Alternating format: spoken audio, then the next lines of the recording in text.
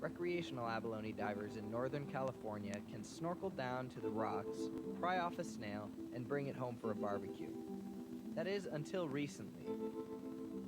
Something is happening to the kelp forests, and it's threatening the survival of the species and the Northern California communities that rely on the red abalone for business.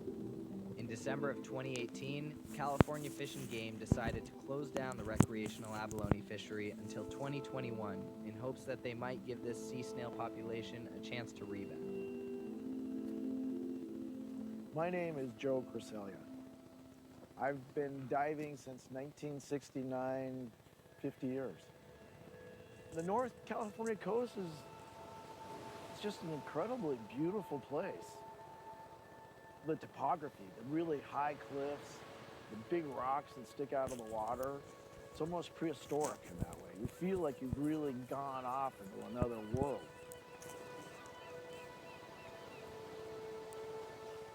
What we're catching up here are the red abalone. There's a variety of abalone, but the red abalone traditionally is what your grandparents would think of if they were seeing abalone on the coast.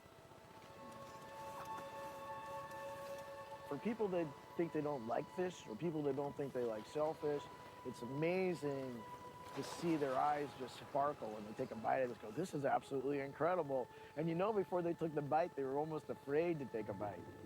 In 1916, California established a commercial fishery for wild red abalone. But in 1997, the commercial fishery closed due to a dwindling population.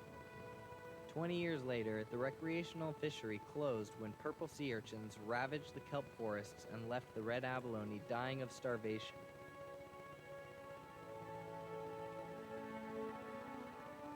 I appreciate what Fish and Game has done, and I think anybody intelligently does.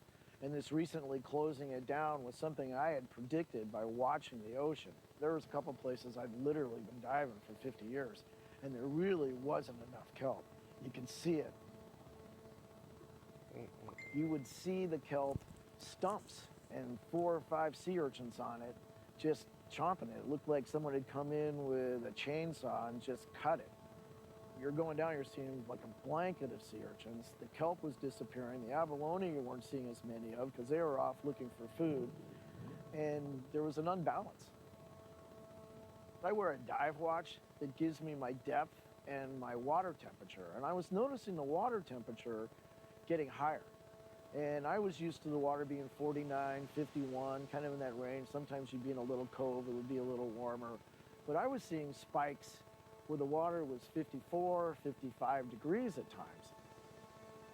For 40 years, I'd seen pretty much the same type of temperature consistently. And to see those type of variances made me wonder.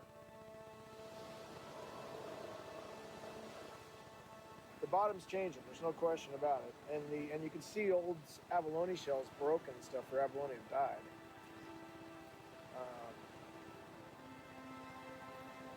So yeah, his life's changed on the bottom. You know, it's going through a change.